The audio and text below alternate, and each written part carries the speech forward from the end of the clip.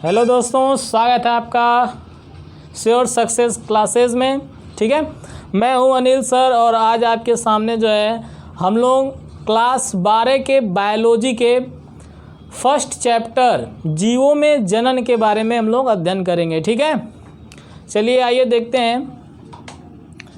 Class 12 का first chapter है आपका जीवों में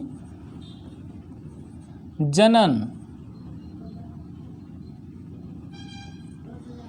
इंग्लिश में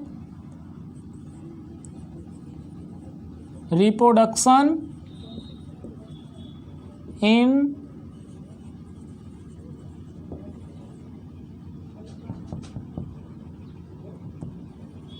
ऑर्गेनिज्म। ठीक है, जीवों में जनन ये इकाई 1 के अंतर्गत है। इकाई 1 जिसका नाम है जनन। ठीक है, जनन के बारे में इस चैप्टर में जीवों में किस प्रकार से जनन होता है, पौधों में किस प्रकार से जनन होता है, इन सब के बारे में हम लोग पढ़ेंगे। ठीक है, तो जनन क्या होता है इसके बारे में हम लोग पढ़ेंगे। सबसे पहले हम लोग जीवों में जनन के बारे में पढ़ेंगे कि जीवों में किस प्रकार से जनन होता है। ठीक है, तो इस टॉपिक में पहले है आपका जीवन अवधि। जीवन अवधि क्या होता है? जीवन अवधि क्या होता है? तो मैं धीरे से बोल रहे हैं, आराम से धीरे धीरे आप उसको नोट कर सकते हैं। ठीक है, जीवन अवधि क्या होता है? देखिए, कोई भी जीव है उसकी मृत्यु एक क्या है? जैविक प्रक्रिया है। मतलब कोई भी जीव है वो कुछ समय के बाद जो मृत्यु होगी उसकी प्राकृतिक मृत्यु हो जाती है। ठीक है, तो क्या होता है? उसका अस्तित्व खत्म हो जाता है। ठीक, इसके बाद फिर एक नया जीव उसी जाति का उत्पन्न होता है। तो ये कैसे होता है? ये जनन के द्वारा होता है। ठीक है, तो सबसे पहला चीज़ है आपका टॉपिक में कि जीवन अवधि क्या होता है। तो जीवन अवधि क्या होता है, ध्यान से सुनिए कि किसी भी जीव का जन्म से लेकर उसकी प्राकृतिक मृत्यु तक के समय को, जो उनका समय आ रहा है जन्म से लेकर और उनकी प्राकृतिक मृत्यु तक है का जो समय है, उसी को इस जीव का क्या कहते हैं? जीवन अवधि कहते हैं या जीवन काल भी आप कह सकते हैं। ठीक है, जैसे आप क्या नाम है, हाथी को ले लीजिए। हाथी जो है 75 वर्ष तक, लगभग 75 से 80 वर्ष तक जीवित रहता है। तो ये जन्म से उसके 75 साल का जो डिफरेंस है, वही जितने समय तक वो जिया है, ठीक है, जीवित रहा है, वो क्या है? उसका जीवन अवधि है। ठीक है, इसी तरह से देखिए, आम का पेड़ है वो 200 वर्ष तक जीवित रहता है। ठीक है, जबकि पीपल का अगर वृक्ष लिया जाए, पीपल का, वो जो है 2500 वर्ष तक जीवित रहता है। ठीक है, बरगद का पेड़ लिया जाए तो वो 300 से 500 वर्ष तक जीवित रहता है। ठीक है, तो मृत्यु जो है जीवों की, उनके आकार, ठीक है, पर निर्भर नहीं करती है। हर एक जीव की क्या है? मृत्यु होती है। ठीक है, उनकी प्राकृतिक मृत्यु होती है। कुछ समय के बाद वो क्या हो जाते हैं? मृत्यु को प्राप्त हो जाते हैं।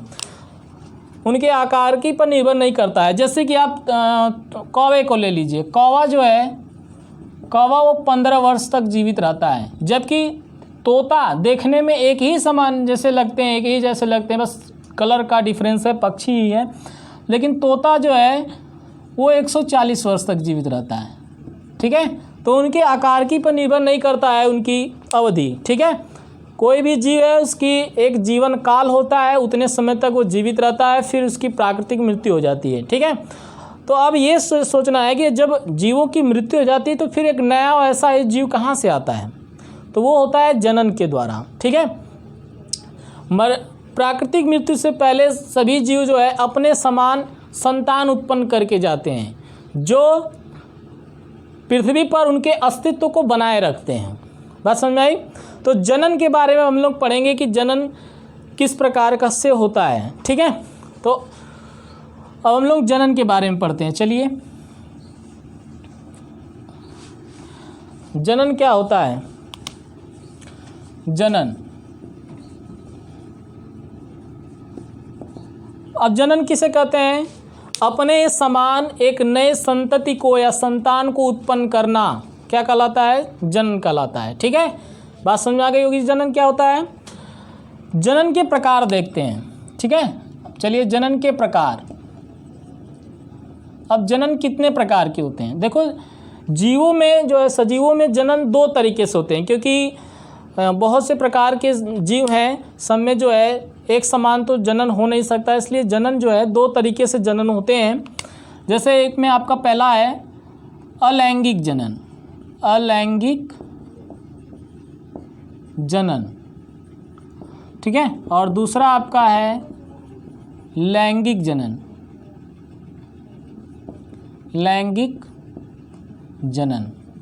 ठीक है, तो अभी हमने आपको बताया कि दो प्रकार के जनन होते हैं। उससे पहले हमने आपको बताया था कि प्राकृतिक मृत्यु होती है सभी सजीवों की, लेकिन कुछ ऐसे पृथ्वी पर जीव भी हैं, एक कोष के जीव हैं, जिनकी प्राकृतिक मृत्यु नहीं होती है। जैसे कि अमीबा को ले लीजिए। अमीबा क्या है? उसकी प्राकृतिक मृत्यु नहीं होती है।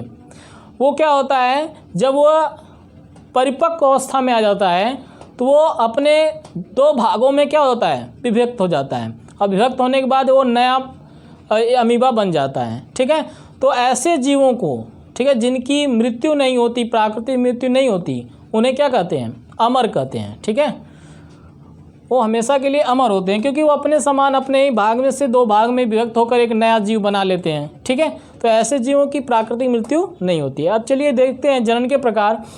जनन दो तरीके से होते हैं, अलैंगिक जनन और लैंगिक जनन। ठीक है, अलैंगिक जनन को इंग्लिश में कहते हैं एसेक्सुअल रिप्रोडक्शन,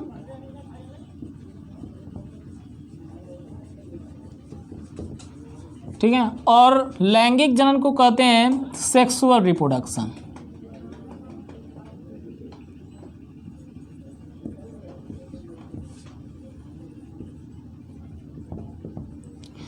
दो तरीके से जनन होते हैं। ठीक है, तो इस अध्याय में हम लोग जो है अलैंगिक जनन के बारे में पढ़ेंगे। ठीक है, अलैंगिक जनन कितने प्रकार से होता है, ठीक है, और उसकी क्या क्या विशेषताएं हैं, उनके बारे में हम लोग पढ़ेंगे। चलिए अलैंगिक जनन के बारे में पढ़ते हैं। ठीक है, अब अलैंगिक जनन क्या होता है? अलैंगिक जनन में केवल एक ही जनक की आवश्यकता होती है। ठीक है, एक ही जनक, सिंगल इंडिविजुअल की। ठीक है, एक ही जनक से जो है वो कई संतानों अथवा दो या दो से अधिक संतानों को उत्पन्न करता है। ठीक है, ठीक है, अलैंगिक जनन आप समझ में आ गया होगा। अलैंगिक जनन में केवल एक ही जनक की आवश्यकता होती है, जो अपने समान जो है हूबहू संतान को उत्पन्न करता है। ठीक है, अलैंगिक जनन में क्या होता है आपका? अलैंगिक जनन में जो जनक होता है, जनक अपने समान जो है संतान को उत्पन्न करता है। तो जो संतान उससे उत्पन्न होती है वह एक दूसरे के क्या होते हैं? हूबहू होते हैं। ठीक है, एक शकल के होते हैं, हूबहू होते हैं, जिन्हें एक दूसरे का क्या कहते हैं? क्लोन कहते हैं। मतलब अलैंगिक जनन से जो संतान उत्पन्न होती है, ठीक है, अलैंगिक जनन से जो संतान उत्पन्न होती है वो अपने जनक के समान होती है। ठीक है, और जिसे वह दोनों एक दूसरे के क्या होते हैं? क्लोन कहलाते हैं। वो एक दूसरे के क्या कहलाते हैं? क्लोन कहलाते हैं। ठीक है, वे एक दूसरे के क्लोन होते हैं। बात समझ में आ गई। अलैंगिक जनन में, अलैंगिक जनन से में केवल एक ही जनक की आवश्यकता होती है, और एक ही जनक जो संतान उत्पन्न होती है वो अपने जनक के समान होती है, हूबहू होती है। ठीक है, आकार में। ठीक है, तो वो क्या होते हैं? एक दूसरे के क्लोन होते हैं। बात समझ में आ गई होगी। चलिए अब अलैंगिक जनन के पूछा जाता है कि क्लोन किसे कहते हैं। ठीक है, तो अलैंगिक जनन के जनक से जो संतान उत्पन्न होती है वह एक दूसरे के क्या होते हैं? क्लोन होते हैं, मतलब एक शकल के होते हैं, एक ही जैसे होते हैं। बात समझ में आ गई होगी। अब देखते हैं अलैंगिक जनन के प्रकार। ठीक है, अलैंगिक जनन के प्रकार। अलैंगिक जनन के प्रकार।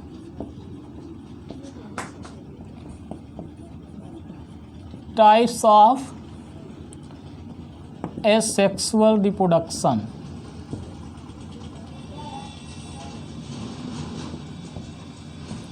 टाइप्स ऑफ असेक्सुअल रिप्रोडक्शन, ठीक है। अलैंगिक जनन कितने प्रकार से होते हैं उनके बारे में हम लोग डिस्कस करेंगे। अलैंगिक जनन देखिए निम्न प्रकार से होते हैं। पहला आपका है विखंडन, ठीक है, जिसे इंग्लिश में कहते हैं फिजन। विखंडन क्या होता है? अलैंगिक जनन में जो जनक होते हैं वो 2 या 2 से अधिक खंडों में क्या होते हैं? टूट जाते हैं। और ये इनके भी जो है निम्न तरीके से विखंडन होता है। इसमें आपका एक होता है द्विखंडन,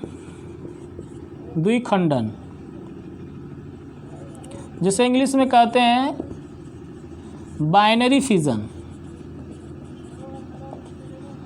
ठीक है। बाइनरी फिजन में क्या होता है? द्विखंडन में क्या होता है? एक संतान जो है एक जनक जो है 2 खंडों में क्या होता है? विभक्त हो जाता है, मतलब टूट जाता है। जैसे एग्जाम्पल में अभी आपका है अमीबा, 1 कोश की जीव आते हैं, ठीक है। एग्जाम्पल में आपका है अमीबा, यूग्लिना,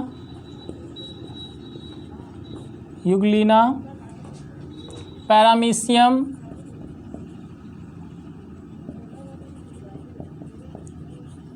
ठीक है। यूग्लिना है, पैरामीशियम है, डायटम्स भी आते हैं,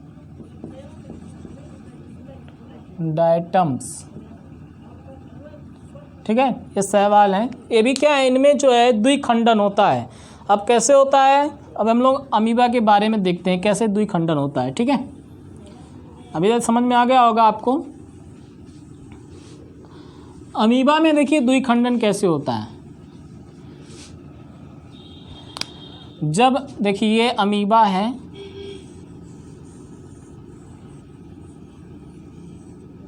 ठीक है, देखिए लगभग इस तरह से अमीबा होता है। अमीबा क्या होता है? अभी अमीबा है 1 कोश की जीव, इसका द्विखंडन कैसे होता है? अमीबा जब, ठीक है, अमीबा जब एक परिपक्व अवस्था में आ जाता है तो ये धीरे धीरे क्या होता है? इसमें सिकुड़न स्टार्ट होती है, मतलब ये धीरे धीरे सिकुड़ने लगता है, ठीक है।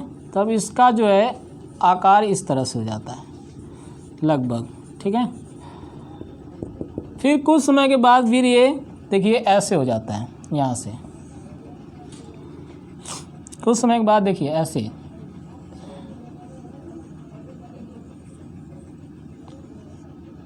अब इसमें जो है इसका केंद्रक है वो क्या हो जाता है? इस तरह से हो जाता है, ठीक है। और फिर ये आगे चल के कुछ ऐसे आकार का हो जाता है।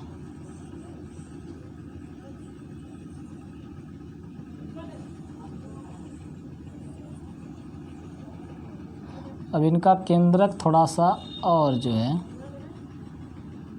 यहाँ से केंद्रक जो है अलग हो जाता है और फिर जो है ये दोनों जो है अलग अलग हो जाते हैं। ये एक नया अमीबा बना लेता है और ये एक नया अमीबा, ये यानी इनमें द्विखंडन होकर दोनों अलग अलग अमीबा बना लेते हैं, ठीक है। अब ये जो अमीबा बनता है अलग अलग, वो अपने जनक के समान होता है, ठीक है। इसी को क्या कहते हैं? क्लोन कहते हैं। बात समझ आ गई होगी। तो एग्जाम्पल आपको अभी हमने लिखा था कि ये द्विखंडन के एग्जाम्पल कौन कौन से हैं, ठीक है। अब इसमें आपका एक आता है बहुखंडन, जो बहुखंडन के बारे में देखते हैं, यानी 2 या 2 से अधिक खंडों में विभक्त हो जाना, ठीक है, उसे बहुखंडन। अलैंगिक जनन में बहुखंडन होता है, बहुत से ऐसे जीव जिनमें बहुखंडन होता है, ठीक है। चलिए बहुखंडन के बारे में देखते हैं। इंग्लिश में कहते हैं मल्टीपल,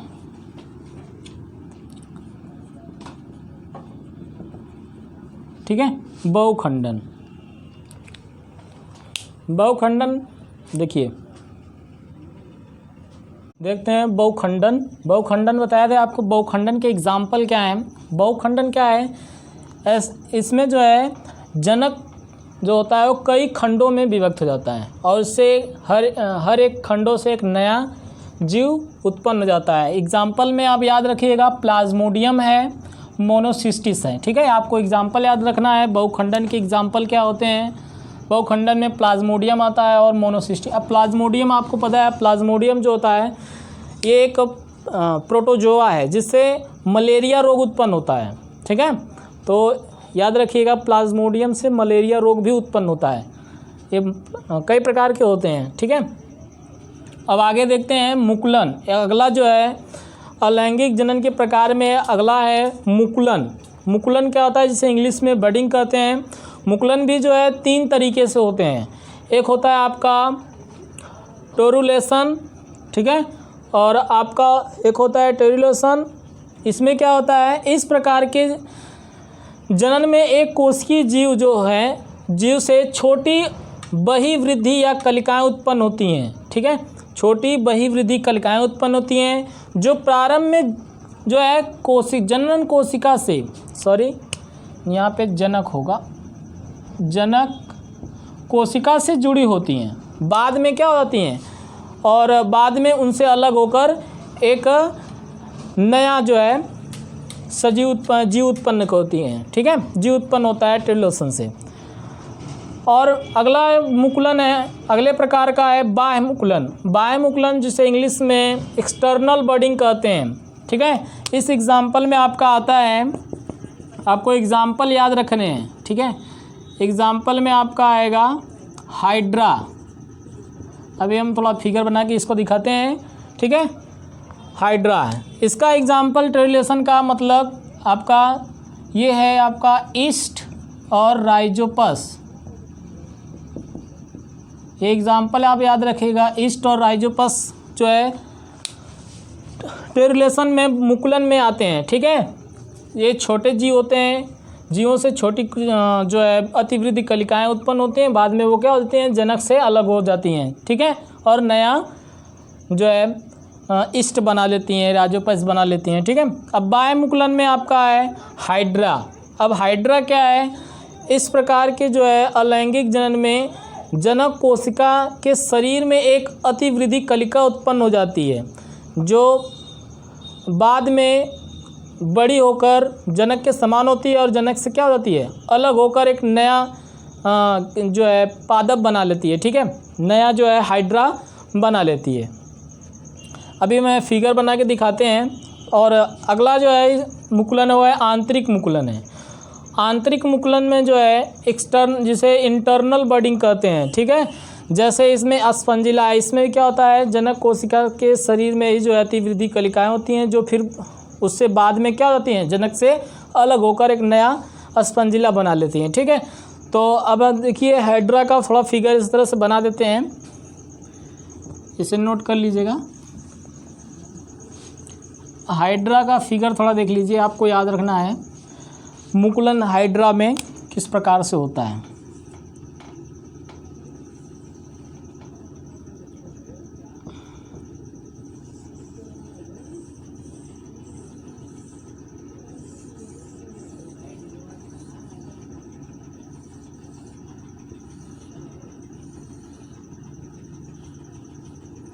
देखिए अब यहाँ से थोड़ा सा इसे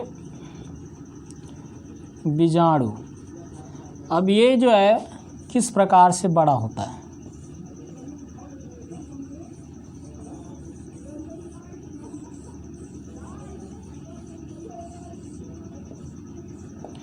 अब देखिए ऐसे अतिवृद्धि कलिका हो जाती है, यानी ये विकसित बीजाणु है। फिर ये क्या हो जाता है, धीरे धीरे इसी तरह से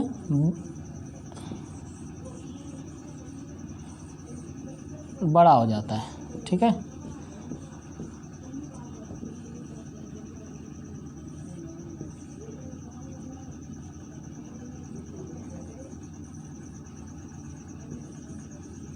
फिगर देखिए दोस्तों, थोड़ा सही से नहीं बन पाएगा लेकिन देख लीजिए, इस तरह से बड़ा हो जाता है। फिर बाद में क्या होता है, ये जनक से अलग हो जाता है। यहाँ से फिर क्या हो जाता है, अलग होकर जो है एक नया हाइड्रा बना लेता है। ठीक है, ये जो है अलग हो जाता है। अब ये एक आपका अलग है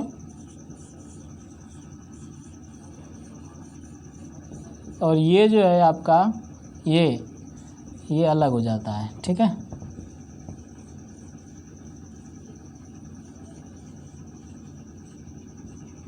ये देखिए इस तरह से दोनों अलग होता है। इस तरह से मुकुल के द्वारा जो है अलैंगिक जनन यानी एक जनक से दूसरा जनक उत्पन्न हो जाता है, मतलब दूसरा संतान उत्पन्न हो जाती है। ठीक है, ये होता है आपका मुकुलन।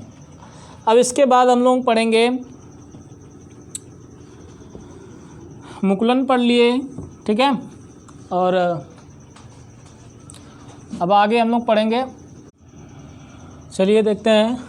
अब अगला है बहुखंडन आपने पढ़ लिया, उसमें मुकुलन आपने पढ़ लिया, और अब आपके आगे है बीजाणु द्वारा।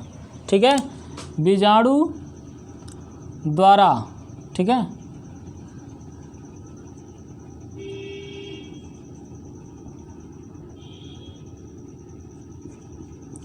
बीजाणु द्वारा कैसे जो है अलैंगिक जनन होता है। तो बीजाणु द्वारा कैसे होता है, कुछ कवक सवाल होते हैं जिनमें गतिशील, ठीक है, करने की प्रक्रिया होती है। मतलब कुछ ऐसे बीज होते हैं जो गति यानी गमन करते हैं। ठीक है, कुछ ऐसे जीवों के जो बीजाणु होते हैं वो क्या होते हैं, गति करते हैं, गमन करते हैं, जिन्हें चल बीजाणु कहते हैं। ठीक है, और चल बीजाणु में जो है आपका, जैसे आपका है क्लेमाइडोमोनास है, ये चल बीजाणु में है। ठीक है, गति करता है और किस तरह से होता है, लगभग इस तरह से जो है, अब फिगर देख लीजिएगा, किताबों में फिगर बना होगा। इस तरह से जो है बीजाणु होते हैं। ठीक है, ऐसे बीजाणु होता है। ठीक है, और वे जो गति नहीं करते हैं बीजाणु, उन्हें यूलोथ्रिक्स में आते हैं, अचल बीजाणु। ठीक है, यूलोथ्रिक्स में ये गति नहीं करते हैं। ठीक है, इसी तरह से इनमें जो है अलैंगिक जनन होता है। ये गति कर नया जो है क्लेमाइडोमोनास बनाते हैं, अलग पादप बनाते हैं बीजाणु द्वारा। ठीक है, अब अगला आपका एक आता है खंडन। खंडन जिसे फ्रैगमेंटेशन कहते हैं इंग्लिश में। उसके एग्जाम्पल हैं रिक्सिया है, मार्केंसिया है। अब एग्जाम्पल याद रखिएगा। खंडन में क्या होता है, जनक जो है कई खंडों में क्या होता है, टूट जाता है, और कई खंड जो अलग अलग खंड है वो एक नए जीव का जो है निर्माण करते हैं। ठीक है, वो खंडन कहलाता है। प्रत्येक भाग जो है एक नया जो है क्या नाम है, रिक्सिया बनाता है, और मार्केंसिया अनेक सजीव मतलब अलग पादप बनाते हैं। ठीक है, तो ये खंडन था। अब इसके बाद आपका आएगा कि कायिक प्रवर्धन द्वारा कैसे जो है लैंगिक जनन होता है, उसके बारे में हम जो है अगले वीडियो में डिस्कस करेंगे। तब तक के लिए यहीं पे हम अपने टॉपिक को समाप्त करते हैं। नेक्स्ट वीडियो का जल्दी आपके सामने आएगा। ठीक है, तब तक हमारे चैनल को सब्सक्राइब, लाइक, शेयर करते रहें, और ज़्यादा से ज़्यादा बच्चों को जोड़ने का प्रयास करें ताकि सभी को इसका लाभ हो। ठीक है, जय हिंद।